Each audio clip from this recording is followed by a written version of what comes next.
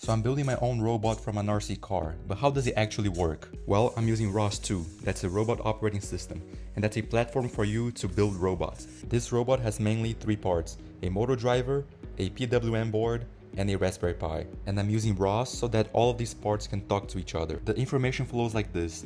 The inputs from the Xbox controller are passed on to the Raspberry Pi via Bluetooth.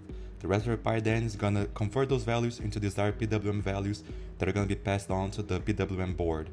This board will then set the desired values on the servo motors and on the DC motor driver for driving the car.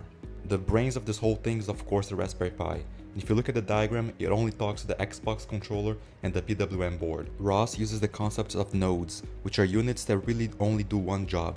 In my case, I had the input converters to read the Xbox controller inputs, some controllers to convert the inputs into PWM signals, and the node that actually gonna write the PWM signals to the PWM board. What's really cool about this is that these nodes really have no idea about each other. They communicate over topics.